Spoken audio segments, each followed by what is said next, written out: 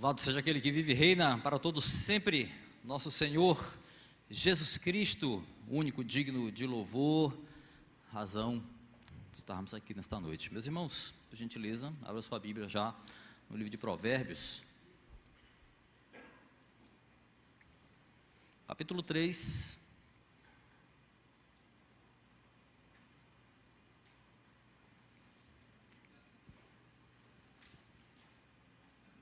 Dando sequência à nossa série de mensagens, este maravilhoso livro poético, né? A poesia hebraica aí de uma forma tão sabiamente colocada, tão sabiamente inspirada, obviamente pelo Espírito Santo, por meio da instrumentalidade do sábio Salomão. Temos aprendido muitas coisas, e não tenho dúvida que hoje a palavra também vai falar conosco, acrescentar conhecimento nessa nossa jornada por esse maravilhoso livro do Antigo Testamento, dentro dos livros poéticos da Bíblia. Então, Provérbios capítulo 3, versículos 5 a 8, nós vamos ver, e versículos 11 e 12, tá? 5 a 8, 11 e 12. Quero dar as boas-vindas, enquanto você procura aí, aos nossos visitantes. Quem veio pela primeira vez à base, seja bem-vindo, sinta-se abraçado, acarinhado, sinta-se em casa. Também aos nossos irmãos da igreja, que bom vê-los, que bom estarmos juntos neste domingo. Domingo passado não pude vir, tinha um compromisso de trabalho, sinto tanta falta, meus irmãos, sinto tanta falta. Vocês não imaginem o quanto eu sinto falta. Às vezes eu fico perplexo com irmãos que faltam à igreja ao domingo por às vezes motivos tão pequenos. Eu sinto falta demais quando eu não venho à igreja no domingo, mas aprove o Senhor que estivesse aqui hoje. Que bom, que bom. Preferia que Jesus tivesse voltado, eu não tivesse aqui hoje, já tivesse voltado, mas já que Ele não voltou, cá estamos, né, para aprender a palavra do Senhor até que Ele volte. Os irmãos que nos acompanham também pela internet, muito obrigado pela companhia. Vamos seguir juntos. Provérbios capítulo 5 a 8, 11 e 12. Ouça com atenção, referência, a palavra do Senhor. A santa palavra do Senhor. Olha que texto maravilhoso. Confie no Senhor de todo o seu coração e não se apoie no seu próprio entendimento. Reconheça o Senhor em todos os seus caminhos e Ele endireitará as suas veredas. Não seja sábio aos seus próprios olhos. Tema ao Senhor e evite o mal. Isso lhe dará saúde ao corpo e vigor aos ossos. Versículos 11 e 12, depois eu explico porque eu pulei esses 10 e o 9 e 10, tá? Lá na frente. Versículo 11. Meu filho, não despreze a disciplina do Senhor, nem se magoe com a sua repreensão, pois o Senhor disciplina a quem ama, assim como o pai faz ao filho de quem deseja o bem. Feche teus olhos, vamos orar. Senhor, louvamos o teu santo nome, tu que és Deus de graça, de amor, de misericórdia, um Pai zeloso e amoroso. Obrigado, meu Deus, porque tu escolhestes, ó Deus, que estivéssemos aqui esta noite para ouvir a tua palavra. E também escolheste todos aqueles, ó Deus, que de alguma forma ouvirão essa mensagem, seja hoje, no outro dia, ou mesmo estão nas suas casas agora. Obrigado, Senhor, por ainda podermos ler a tua palavra, Senhor, livremente. Estamos no país onde ainda podemos, ó Deus, ler a tua palavra, aprender com ela e, Senhor, ser salvos por meio do ouvir do teu evangelho. Que assim seja, Senhor, esta noite, momento de instrução para nossas vidas, salvação para aqueles que ainda precisam. É o que nós te pedimos, ó Deus, em nome de Jesus. Amém. Amém, meus irmãos. Olha, nosso texto de hoje aqui, Provérbios capítulo 3, nós vemos um pai muito preocupado em instruir o seu filho acerca da obediência.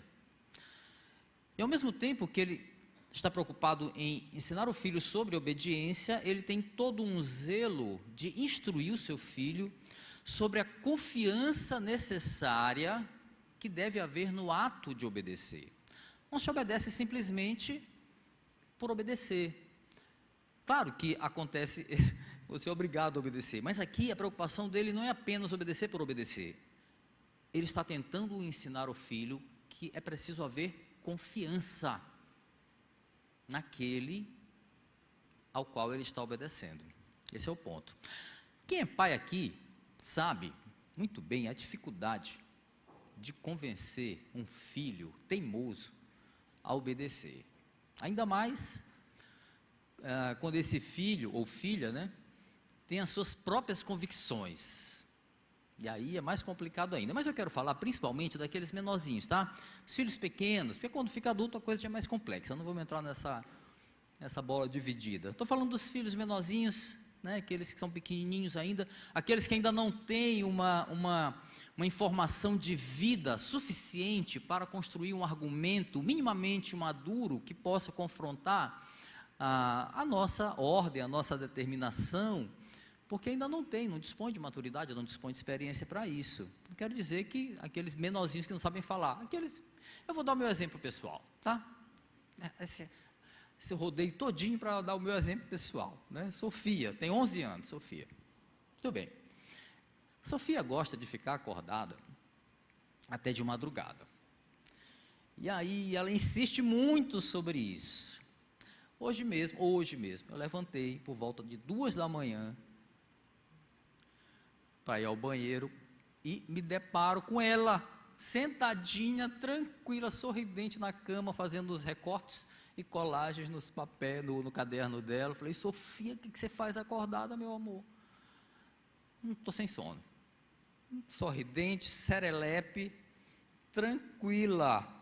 Só que o argumento dela estava muito confiante. Por quê? Porque hoje é domingo. Ela não precisava acordar tão cedo no dia seguinte, mas nos dias de semana ela precisa acordar às 6h30 da manhã para ir à escola no mais tardar. Então logo ficar acordado de madrugada, nem pensar, mas ela insiste sempre em ficar acordada até tarde. Mas a gente sabe o trabalho que dá no dia seguinte para ela levantar. Por isso ela vai dormir na hora que a gente tem que dizer para ela, na hora certa. Contrariado ou não, ela vai para a cama quando a gente manda ela ir para a cama. Algumas situações com ela eu tento argumentar o porquê de certas ordens com muita calma, né? Mesmo ela não tendo a maturidade necessária para entender, eu vou lá, né? Porque às vezes ela não consegue entender a minha argumentação. Por que ela não consegue entender a minha argumentação? Porque ela deseja que a vontade dela prevaleça. Então, não interessa se eu estou tentando explicar uma coisa para ela direitinho, ela não quer, ela quer que prevaleça a vontade dela, ainda que seja contra a vontade dela, o desejo de alguém que quer o bem dela, que sabe o que é melhor para ela, mas ela não quer saber, ela não quer ouvir, ela não quer ser convencida. Ela quase às vezes diz assim: não, pai, não vou, não quero ouvir a justificação. E aí nessas horas, quando o meu argumento não convence, já aconteceu muitas vezes, aí a palavra de comando tem que prevalecer. Não tem jeito, você que é pai deve saber como é que funciona, né? Ela precisa obedecer, queira ou não queira. É aí aquele momento em que vai a palavra mesmo paterna, que vai dizer assim: filha, você não consegue entender ainda.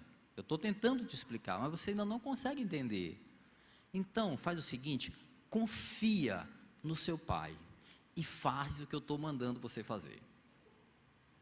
É assim que funciona. É claro que ela fecha a cara, né? Mas quem conhece a Sofia, fecha a cara, mas ela obedece. E aí, aplicando aqui o texto de hoje a esse meu exemplo caseiro, vem o título aí da nossa mensagem de hoje: confia e obedece. Nós vamos ver aqui o que o texto nos diz, agora mergulhando diretamente aqui nas palavras de Salomão. Como nós já vimos alguns sermões aí dessa nossa série, o paralelismo, né? Acho que o Lúcio falou disso, eu também falei no segundo sermão. O paralelismo é uma característica da poesia hebraica, vista muito claramente aqui em Provérbios, e ela será vista também no nosso texto de hoje. Para quem perdeu, existem diferentes formas de paralelismo, e uma delas consiste em dizer a mesma coisa, uma frase que vem depois da outra, dizendo a mesma coisa, com o mesmo sentido, mas de maneiras diferentes, né? A gente vê isso nos versículos 5, 6 e 7, onde o pai vai alertar o seu filho, já mergulhando no texto, sobre o erro de confiar nos próprios caminhos, em vez de seguir a direção apontada pelo Senhor.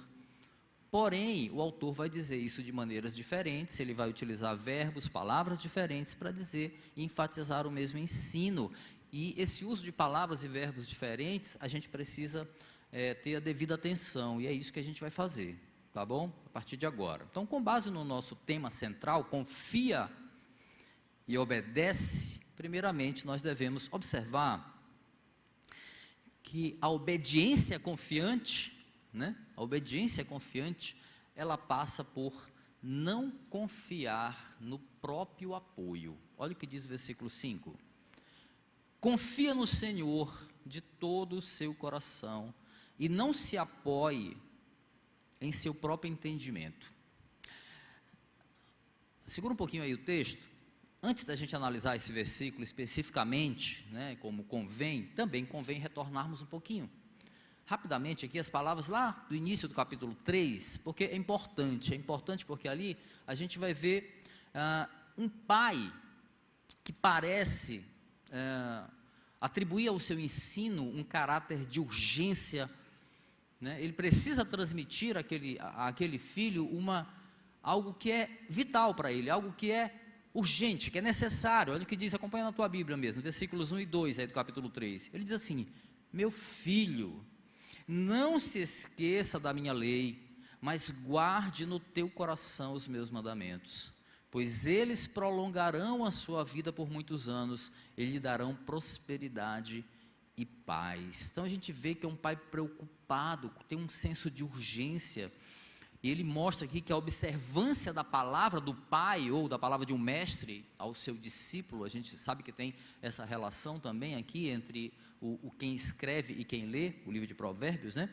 Então, essa observância da palavra desse pai traz uma carga de amor, traz uma carga de preocupação e de urgência, que são vitais, como quem está dizendo assim: filho, guarde as minhas palavras no teu coração, mas guarde como um tesouro muito precioso, porque elas podem preservar a tua vida contra os ataques do mundo e contra você mesmo. Parafraseando o que ele está dizendo aí, é mais ou menos assim. Aí ele usa o verbo guardar, né? O verbo guardar, que nos remete a um texto muito famoso lá, muito conhecido, do Salmo 119, tem uma música famosa, não é porque você leu necessariamente, porque você conhece a música, né? Que é: guardei no coração, né, as tuas palavras, para não pecar contra ti, ou a tua palavra escondi, guardada no meu, né? Guardada no meu coração, para não pecar contra ti, Senhor. Salmo 119, versículo 11, guardar, né, esconder. Embora pareça, porque tem esse termo esconder aí, que a intenção seja guardar escondido no lugar, não, a intenção do termo não é proteger de uma maneira que fique muito escondido ali, não é isso, não é proteger esse ensino como quem esconde algo inacessível, é o contrário disso. Não é como quem guarda uma joia dentro de um cofre ali, que tem que saber um segredo. Pelo contrário, esse guardar aqui está relacionado a exatamente expor continuamente algo que está muito, né, tatuado, muito inserido no nosso coração, e por isso ele pode ser usado a todo momento, continuamente na nossa vida. Esse é o sentido, né, de guardar. Jesus mesmo diz: aquele que me ama é o que tem e guarda os meus mandamentos, ou seja, aquele que vive, aquele que tem os mandamentos de uma forma prática, que ele utiliza isso no seu dia a dia. Mas está falando a palavra coração aqui. Na antiguidade, o coração, ele é citado como sendo o centro das emoções, o centro dos sentimentos, mas também o centro da razão. Então, quando a gente ouve coração aqui, entende-se que os escribas do Antigo Testamento, e no caso aqui Salomão, ele está falando do campo da mente, ele está falando do campo da razão. Logo, guardar no coração os mandamentos memorize a minha palavra, guarde na sua mente, mentaliza. Mas não apenas como um efeito decorativo, não é para decorar apenas, mas como uma fonte muito bem abastecida de verdades, as quais nós podemos recorrer sempre, sempre que necessário, sobretudo quando a carne estiver tentada a pecar. A fonte está lá, e eu bebo dessa fonte, para combater a mim mesmo, muitas vezes. É importante compreender esse senso de urgência, por isso que eu fui primeiro lá no início, porque é vital antes da gente seguir aqui adiante no texto, tá? Não esquecer de guardar os mandamentos no coração ou, claramente, na mente, já explicamos isso, é fundamental, é básico na caminhada bem-sucedida de um crente, pois, diz o versículo 2 aí, do capítulo 3, por quê? Porque eles prolongarão a sua vida por muitos anos, e lhe darão prosperidade e paz. A pessoa já fica empolgada, prosperidade, não, meus irmãos, não é essa, não. Paz e prosperidade, a gente está vendo aqui à luz de Provérbios, quando se fala de paz e prosperidade, é considerando que o ensino que está sendo passado, né, ele vai trazer uma vida bem-sucedida. Por quê? Porque a partir do momento que eu sou instruído, que eu tenho o ensino correto dos mandamentos, que eu guardo no meu coração, eu estou preparado para evitar as armadilhas do mundo e para combater a própria carne, as nossas próprias fragilidades, ou seja, o conhecimento e a sabedoria, né, posta em prática na nossa vida. É para isso que aponta o texto. Bom, exposto isso aqui, meus irmãos, um parêntese enorme, mas importante. Vejamos agora o que o pai vai trazer para o filho, neste versículo 5 aqui, onde diz: confia no Senhor de todo o teu coração e não se apoie no seu entendimento. Nesse ponto aqui a gente está vendo a fé, confia, né, exigida como um princípio de sabedoria. Confia, mas confia de todo o coração, ou seja, confia de todo o teu entendimento. Já entendemos, né? Coração, campo da razão. Confia de todo o teu entendimento. No caso aqui é mente, vontade humana e emoções, todas elas harmonizadas à minha vontade? Não, harmonizadas à verdade de Deus.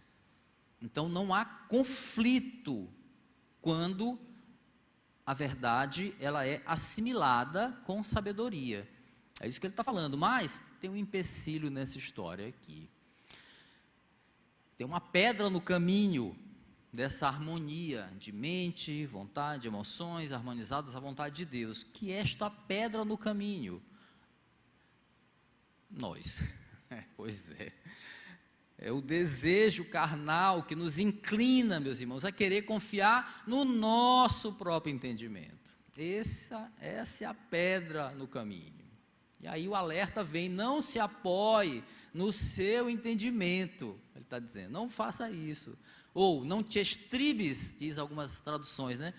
Estribes no próprio entendimento. Estribo vem do estribo da sela do cavalo, aquele aro que a pessoa coloca para apoiar a sela do cavalo e ficar firme. Então, não te apoie no próprio entendimento. Essa é a pedra no caminho. Mas olha, é muito importante que você perceba que isso aqui não é uma palavra de defesa à ignorância, ao questionamento saudável que nós podemos fazer sobre todo o ensino que nós recebemos. Se eu estou pregando aqui e você não questiona se é bíblico, se não é, se é verdade, se não é, você não está sendo um bom ouvinte da palavra do Senhor. Não é disso que o texto está falando. Não está fazendo uma ode aqui à ignorância, não é isso. O pai não está proibindo o filho de pensar, ou mesmo de recorrer aos seus conhecimentos. Não é isso que ele está falando. Ele pode sim ter a sua opinião do mundo à sua volta, não é disso. Ele não desconsidere tudo que você sabe, e não é isso que está falando. O alerta aqui é para saber discernir entre o que vai e o que não vai garantir a ele uma vida bem-sucedida de paz. Esse é o ponto. É esse ponto do discernimento que entra a sabedoria, que entra estar harmonizado com a vontade do Senhor. O alerta para discernir. O ensino do pai zeloso aqui é: se o teu entendimento te desviar dos mandamentos do Senhor, parafraseando o versículo, não confia nele, confia no Senhor e obedece. É isso que ele está dizendo aqui. Não confiar no próprio apoio, é o alerta do pai a um filho que ele ama profundamente. E aí, seguindo no texto, ele vai reforçar esse ensino, mesmo ensino, agora de uma outra maneira, acrescentando um aspecto. Que aspecto? A submissão. Submissão necessária também à obediência. Então, o segundo passo de uma obediência confiante passa por reconhecer a Deus em cada passo. Olha o que diz o versículo 6. Reconheça o Senhor em todos os seus caminhos, e Ele endireitará as suas veredas. A fé continua sendo aqui exigida como um princípio de sabedoria, certo? Só que agora a palavra, ele muda o verbo, né? O verbo confiar, que ele usou antes, agora, que era visto, foi visto no versículo 5, agora é substituído por reconhecer. É a fé que inclui aqui um reconhecimento, né, em todos os caminhos, ou seja, em cada seara da vida, reconhecer ao Senhor. E esse reconhecimento passa por reverência, esse reconhecimento passa por respeito para com Deus. É importante lembrar que nós estamos falando aqui, mais uma vez, sobre o aspecto racional da sabedoria, tá, meus irmãos? Racional, ou seja, aquilo que nós guardamos no coração, já entendemos que guardamos conscientemente em nós, racionalmente. Logo, quando o pai instrui o seu filho aqui a reconhecer a Deus em todos os seus caminhos, ele está usando uma expressão prática que é uma característica de uma mente que se submete a Deus, racionalmente. Por quê? Porque conhece a Deus, porque o conhece, por isso ele se submete. Eu conheço o meu pai, eu sei quem ele é, eu sei o caráter dele, por isso eu obedeço. Eu sei que a vontade dele, ela deve estar sobre a minha vontade. Submissão. Ao contrário daqueles que confiam nos próprios caminhos ou no próprio entendimento, quem se submete ao Senhor, diz o texto, terá seus caminhos aplainados, né? Ou endireitados, exatamente por aquele que é o único capaz de tirar os obstáculos da nossa vida, obstáculos espirituais, principalmente, como mostra aí a parte final do versículo 6, né? O Senhor torna plano, né? Torna reto o nosso caminho. Por outro lado, e aí é muito bom o efeito do paralelismo, que sempre você pega uma afirmação e considera o oposto, né? Então, se o Senhor coloca os nossos caminhos planos, quando nós não atentamos para o nosso entendimento, por outro lado, o homem que se submete apenas ao próprio entendimento, ele vai enfrentar constantemente caminhos tortuosos, caminhos com muitos obstáculos espirituais. Aí no versículo 7, nós vemos outro passo fundamental aqui de uma obediência confiante, quer dizer, uma obediência confiante. Temer ao Senhor é um remédio contra o mal. Olha o que diz o versículo 7. Não seja sábio aos seus próprios olhos. Tema ao Senhor e evite o mal. E aqui eu recorro às palavras do profeta Isaías, que corrobora muito aqui o alerta contido na escrita de Salomão, Isaías capítulo 5, versículo 21. Escuta, ele diz assim: ai dos que são sábios aos seus próprios olhos esse ai, quer dizer assim, coitado de que, né? Ai dos que são sábios aos seus próprios olhos, inteligentes em sua própria opinião.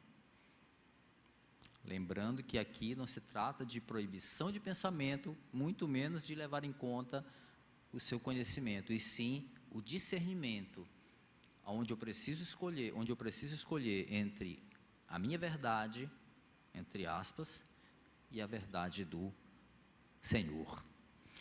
A segunda parte do versículo 7 aí de Provérbios 3, sugere, é muito interessante isso aqui, ó, sugere, quando diz assim, olha o texto, né? Não seja sábio aos seus próprios olhos, tema ao Senhor e evita o mal. Quando a gente vê essa segunda parte, sugere que não estar sujeito à sabedoria que vem dos próprios olhos, quando eu não me sujeito a essa sabedoria, que é do homem, o homem que só olha para a própria verdade, é o mesmo que evitar o mal, é o mesmo que evitar o mal, quando nós não nos submetemos a nós mesmos apenas. Salomão, então, retorna aqui, quando ele fala de temor, ao princípio básico, né, da sabedoria, princípio básico de sabedoria, que vai nortear o livro de Provérbios. Foi o versículo pregado lá no primeiro sermão da série, Provérbios capítulo 1, versículo 7, né? O temor do Senhor é o princípio do conhecimento ou da sabedoria, mas os insensatos desprezam a sabedoria e a disciplina. A gente vai já falar disso mais adiante. Então, Provérbios nos revela aqui um princípio muito importante sobre o temor do Senhor, muito importante. Não se trata de um medo comum, já falamos, mas vamos repetir. Não se trata de um medo comum, um pavor, igual nós sentimos de, sei lá, quando se trata de uma fobia, ou quando um medo do desconhecido, não é isso, pelo contrário. Conhecer a Deus nos leva a um temor saudável, a um temor reverente, respeitoso, por saber que Deus é santo, e Ele é todo poderoso, por isso Ele é digno de todo respeito e de toda glória. Temor passa por esse tipo de entendimento. Então, temê-lo é reconhecer que a palavra soberana pertence a Ele, toda a verdade advém dEle, e não da nossa tacanha capacidade de enxergar as coisas, de formular as nossas verdades ao sabor das nossas conveniências carnais, né? A gente precisa entender de onde vem a soberania, de onde vem a verdade, onde é a fonte de tudo isso. Por isso, meus irmãos, o temor ao Senhor é, portanto, um princípio de sabedoria que cega os nossos olhos para as nossas verdades pecaminosas. É o temor do Senhor, é isso que nos cega os olhos para o que nós muitas vezes só queremos enxergar, a nós mesmos. A consciência de que há um Senhor que rege a nossa vida, é isso que deve ser o remédio diário contra as nossas inclinações para o mal. Temor do Senhor, essa consciência, há um Senhor que rege as nossas vidas, e Ele é santo, e Ele é soberano, e Ele é digno, e isso tem que ser um remédio diário para nós. A palavra de Deus que nos revela o pecado, é a palavra de Deus que nos revela o pecado, e não as nossas verdades. Se a gente fosse depender das nossas verdades para entender o pecado, ia ficar bem complicado, porque para nós é muito fácil a gente inocentar a si mesmo, né, dos pecados. O mesmo não acontece quando se trata do pecado do outro, claro, né? O pecado do outro, esse não, esse é muito mais fácil da gente condenar, mas quando se trata do nosso pecado, nós somos muito mais complacentes, nós somos muito mais compreensivos, né? Cheio de justificativas. Você que gosta de umas palavras pentecostais, se prepara para receber. Eis que te digo, não seja sábio aos seus próprios olhos, tema ao Senhor e evite o mal. Toma posse. Versículo 8, meus irmãos, vem como resultado, né, de seguir a orientação anterior. Simples assim. Vemos aqui, ó, que uma obediência confiante, cujos olhos, claro, não estão focados na sabedoria humana, porque a temor do Senhor é um santo remédio contra o mal e traz cura generalizada, aleluia. Olha o que diz o texto: isso lhe dará saúde, aquilo que nós lemos anteriormente, lhe dará saúde ao corpo e vigor aos ossos. Claro que isso aqui é uma expressão, é poesia hebraica, tá, meus irmãos? Por isso que é importante a gente entender, fazer uma exegese correta do texto. Em síntese aqui, ó, confiar no próprio apoio, que nós já estamos vindo, né? Reconhecer a Deus a cada passo, temer ao Senhor, resulta em saúde para o homem. E o texto vai falar de saúde para o corpo e vigor para os ossos. É uma expressão aí que se refere ao homem como um todo, ou seja, as partes, né, que fazem uma completude, né? Partes que formam um todo. Aí é o homem, é o ser completo.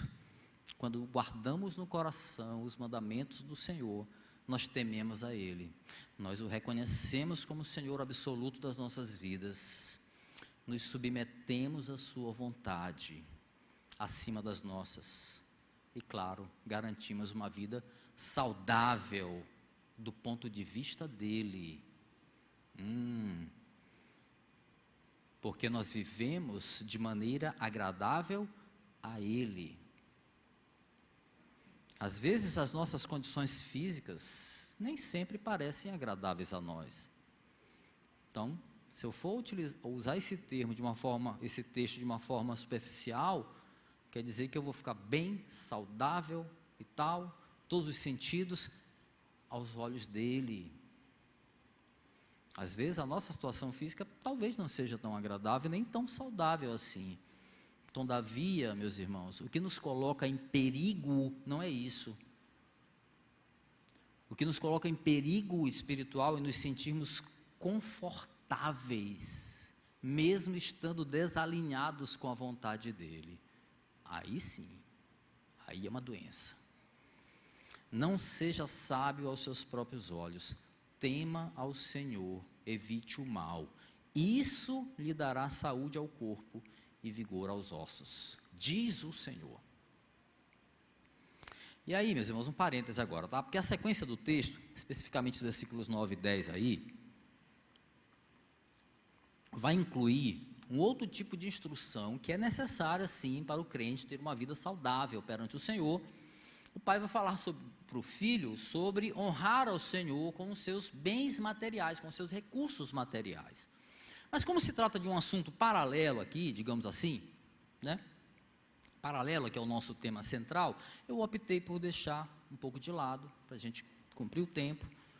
Vamos deixar para um tempo oportuno. Se você tiver alguma dúvida, pode me procurar depois sobre isso, porque excluir esse assunto, excluir esses 2 versículos agora, não vai comprometer de forma nenhuma o cerne aqui da nossa mensagem, pelo contrário, vai fazer com que a gente avance no sentido, sem dar um parêntese, assim, um hiato, que vai ter que explicar uma série de coisas. Então, coerentemente, a gente deixa ele aqui, tá bom? Mas está dentro desse contexto de ensino, de honrar ao Senhor, só que aqui ele entra numa questão de honrar com os nossos bens materiais, e também é uma outra instrução importante, tá? Mas vamos deixar para uma outra oportunidade.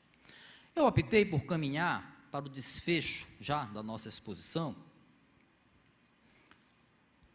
com um alerta carinhoso, de um pai que compreende o valor da repreensão, meus irmãos, a repreensão. O valor da repreensão na formação de um caráter aprovado perante o Senhor. Pois é, uma obediência confiante, meus queridos, passa por receber a correção com alegria. Essa é uma seara que incomoda todos nós. Quando se fala de repreensão, de correção, castigo, pois é. Receber a correção com alegria, fala esses 2 versículos aqui, ó, 11 e 12, diz assim: meu filho, olha como ele fala, da mesma forma que começa, né, o capítulo 3, meu filho, não despreze a disciplina do Senhor, nem te magoe com a sua repreensão, pois o Senhor disciplina a quem Ele ama, assim como o pai faz ao filho de quem deseja o bem. Esse é um princípio, né, que o Pai zeloso, que o Deus, o Senhor, sendo zeloso como Ele é, um princípio que Ele teve o cuidado de repetir algumas vezes nas Escrituras. Teve o cuidado que o Espírito Santo inspirou homens em diferentes épocas, em diferentes situações, para que estivessem nas Escrituras repetidamente colocado esse princípio bíblico nesta palavra santa que está aí na tua mão. Um dos textos mais famosos está em Hebreus, né, capítulo 12, versículo 6, que diz: pois o Senhor disciplina quem ama e castiga todo aquele a quem aceita como filho. Olha que lindo. No último livro da Bíblia, Apocalipse capítulo 3, versículo 19, esse texto direcionado à igreja de Laodiceia. Está vindo uma série aí sobre as 7 igrejas lá do Apocalipse. Estou pensando se vai sair, vamos ver. Apocalipse capítulo 3, versículo 19, ele diz: repreendo e disciplino aqueles que eu amo, por isso seja diligente e arrependa-se. Olha, então é um ensino que Deus teve o cuidado de procurar repetir, para deixar isso muito claro. Nós estamos diante aqui, meus irmãos, de um dos fundamentos básicos da boa educação, a disciplina, tão básico quanto indigesto, né? Indigesto. Ninguém gosta de ser repreendido, fala a verdade, ninguém gosta. Estando nós certos ou errados, uma bronca costuma machucar o nosso ego, machuca a nossa vaidade, a nossa soberba, a nossa falsa ideia de que nós somos donos da verdade. Bronca causa isso em nós. Em vez de provocar aquela reflexão saudável, né, terapêutica, a primeira sensação que a repreensão nos causa, o que é? Raiva, né? Vontade de matar quem está te repreendendo, né? Você fica assim chateado, porque a gente não gosta de ser corrigido. Estamos certo ou errado? Pelo menos no primeiro momento, depois a gente pensa e cai na real. Lembremos aqui, meus irmãos, que em Provérbios nós vemos aqui o cuidado de um pai que instrui o seu filho não apenas a caminhar corretamente, não é só um ensino cartesiano, mas a compreender o valor desse ensino. É toda uma preocupação. Então é um pai que está falando de uma obediência consciente, não é obedecer por obedecer, é uma obediência consciente, porque eu conheço quem está me dizendo. Eu guardo as palavras deste pai no meu coração, certo? A obediência natural de quem conhece alguém profundamente, por isso sabe que as palavras deste pai são dignas de confiança. Provérbios se trata disso. Então, quando ele está alertando o filho aqui sobre a necessidade do castigo ou da correção, o sentido também é suscitar nele uma consciência, né, de que o conhecimento que ele está recebendo, o ensino que ele está recebendo de uma forma muito diligente, muito amorosa, vai trazer a ele muitas recompensas, né? Com certeza, muitas bênçãos por conta desse conhecimento e dessa sabedoria que ele vai aplicar. Mas o caminho do sábio inclui também a correção da parte do Senhor. Então, é isso que ele está falando. Quando ele fala sobre disciplina e correção, ele está dizendo isso. O meu ensino vai te trazer bênção, mas não se engane, no caminho do sábio, se ele é sábio, ele vai ter correção, ele vai ter adversidade. Sim, meus irmãos, há adversidades. Na nossa vida, as adversidades, as provações, isso não é novidade para você nem para mim, fazem parte do ensino de Deus para quem? Para os seus filhos. Para os seus filhos. A gente vê que existe uma carga de amor paterno aí na disciplina, né? Uma carga de amor paternal. Embora a instrução do Senhor exija castigo, esse castigo, essa correção, não é para ferir os seus filhos. não é para matar os seus filhos, mas nem por isso deixa de causar dor. Vai doer, vai doer. Por isso, esse pai aqui tem uma preocupação, aqui em Provérbios, em trazer uma palavra de encorajamento àquele filho. Ele está falando de disciplina, de correção, mas ele diz, olha, não se magoe por isso, compreenda isso, porque inevitavelmente o sábio vai ser corrigido, ele vai ser repreendido, ele vai ser castigado, ele vai ser disciplinado, mas olha, não te magoe por causa disso. Sabe por quê? Porque o pai só faz isso com quem ele ama. Eu presumo que existam irmãos que gostam de receber aquelas palavras de encorajamento o tempo todo, né? Palavras que afagam o ego, você é o vencedor, você é o campeão, vai ser vitória para cá, vitória para lá, vocês são especiais, vocês são reizinhos. Já viu essa maluquice por aí? Tem. Você é filho do rei, você é reizinho, tem essas maluquices por aí, né? Claro que você não vai acreditar em bobagens assim, né? Mas tem, e tem gente que adora isso. As igrejas, tem igrejas aí, igrejas entre aspas, lotadas de pessoas ávidas por palavras insistentemente de encorajamento, de autoajuda, de estímulos, tal, e você sai se achando, né?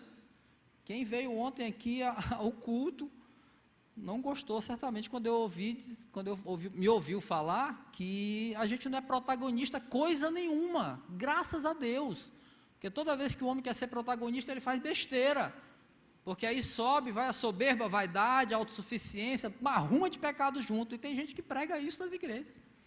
Não, se você quer ser coach, vá ser curso de coach, mas não na igreja, não cabe no evangelho, não cabe, o evangelho não é isso, não é isso, então, ponto final. Mas tem gente que gosta disso, mas então se você é daqueles que gostam de uma palavra de encorajamento, lá vai, hein? Meu filho, não despreze a disciplina do Senhor, nem se magoe com a sua repreensão. Sabe por quê? Porque o Senhor disciplina quem Ele ama. Assim como o pai faz ao filho de quem Ele deseja o bem. Toma posse.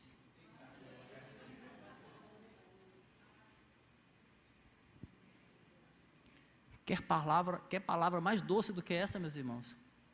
Quer uma palavra mais encorajadora do que essa? Existe palavra de encorajamento melhor do que saber que a exortação da parte do Senhor, ela só é clara, e ela só produz efeito naqueles que são verdadeiramente seus. Outros entram por um ouvido e saem pelo outro, mas se produz efeito na nossa vida, é porque nós somos filhos do Senhor, aleluia, da glória. Eita, agora eu lembrei até de outros tempos. Ai, glória a Deus. Quando a palavra do Senhor nos exorta, meus irmãos, o melhor que nós podemos fazer é nos alegrarmos, na certeza de que o Pai só corrige, só disciplina aqueles que são seus filhos. Aleluia. Vamos concluir, meus irmãos. Olha, se dependesse de Sofia, ela dormia de madrugada todos os dias, se dependesse dela. Sabe qual é a consequência disso? Qual seria a consequência disso? Ela estaria todo dia de manhã sonolenta na escola. E sabe o que ia acontecer? Ela não ia aprender o que ela tinha que aprender. Entendeu? Ela ia fazer a vontade dela e não ia aprender o que ela tinha que aprender na escola no dia seguinte. Então, discipliná-la a ter hora para dormir garante o quê? Que ela aprenda o que ela tem que aprender. A disciplina do Senhor, meus irmãos, a correção do Senhor, a disciplina do Senhor, ela nos garante a correção necessária, o alinhamento, para que a gente aprenda o que a gente tem que aprender, o que nós precisamos aprender. Para quê? Para que o nosso caminho seja reto, para que o nosso caminho seja plano. Evidentemente que nem sempre a forma como Deus nos educa é agradável. À primeira vista, né? Não é agradável. Contudo, a obediência consciente, ela nos leva a confiar na repreensão do Pai. porque nós conhecemos a Ele. Muitas vezes as palavras do Mestre, de Deus, elas parecem duras, elas parecem doer. Vide Jesus, quando ele se dirige, numa certa ocasião, àqueles que o seguiam, seus discípulos, não só os 12, mas todos que seguiam, em determinado momento é chamado de discípulo ali. Então, após ele proferir algumas palavras sobre salvação em Cafarnaum, muitos judeus não conseguiram engolir aquelas palavras, não conseguiram aceitar, acharam inaceitáveis as palavras de Jesus. E aí ele foi questionado por eles. E a resposta de Jesus foi, João capítulo 6, versículo 63, diz assim: o Espírito dá vida, a carne não produz nada que se aproveite. Palavra de Jesus. As palavras que eu lhes disse são Espírito e vida. E aí o que aconteceu depois disso? Todos saíram, eu quero Jesus, eu te quero. Não, foram embora. Muitos deixaram de segui-lo naquela hora. Por quê? Porque eles não conseguiram entender o Evangelho. Eles não conseguiram crer no Evangelho. Talvez Jesus tivesse dito assim: vocês todos vão ser campeões, vencedores, a vitória está com você, toma posse que você vai resolver, Deus vai fazer um milagre na tua vida, tal. Vem que me seguiu. Galera toda seguindo. Ele falou: não. Isso que eu falei para vocês é que é a verdade. As minhas palavras são espírito e vida. A carne não produz nada que se aproveite. Tchau, Jesus, não quero isso para mim. Aí, Jesus se reporta agora aos 12, né? Aos seus discípulos mais próximos. E aí chega para eles e diz assim: por favor, fiquem comigo. Foi assim que ele disse? Ou ele foi assim, fez aquele apelo emocionado, se ajoelhando: não me deixe, não me abandone. Nada disso. Virou para eles e disse: vocês querem ir também? Aí Pedrão, capacitado a crer, ainda que ele não entendesse muitas coisas que Jesus falava às vezes, mas ele estava capacitado a crer, ele se reporta para Jesus e diz: Senhor, para quem nós iremos? Só tu tens as palavras de vida eterna. Aleluia.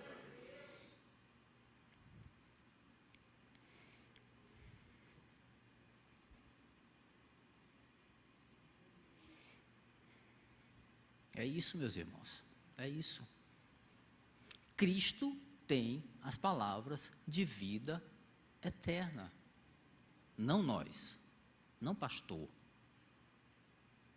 Cristo tem as palavras de vida eterna. Ele é a verdade e a vida, não nós. Ele é o Senhor digno de confiança, não nós. A sabedoria está em confiar nele. A sabedoria está em obedecer a ele.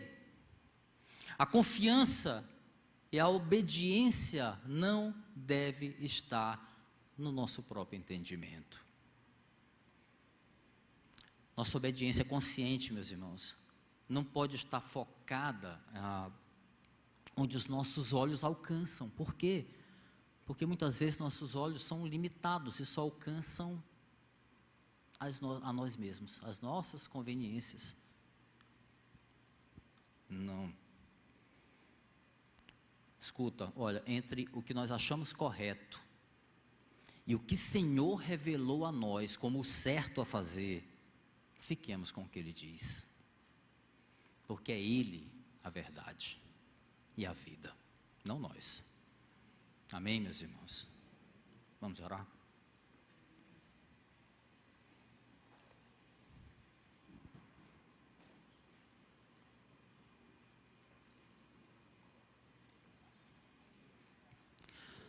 Senhor, obrigado pela Tua palavra que nos exorta e nos acalenta ao mesmo tempo, quando diz que Tu disciplinas e corrige aqueles que Tu ama. Nos sentimos amados, ó Deus, na correção.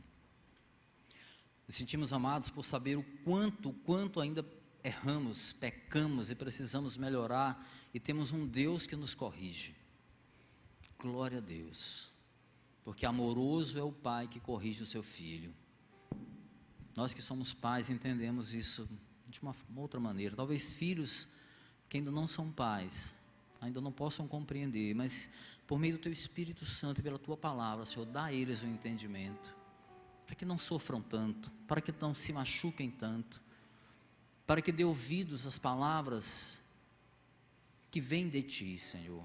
Como aquele pai de Provérbios que escreve para o seu filho com tanto amor, alertando-o sobre a urgência de confiar de todo o coração, de guardar no seu coração os seus mandamentos, a não confiar no próprio entendimento, a não confiar naquilo que os olhos limitados podem ver, mas colocar os olhos em Ti, Senhor, que é dono de toda a sabedoria e que é perfeito e soberano.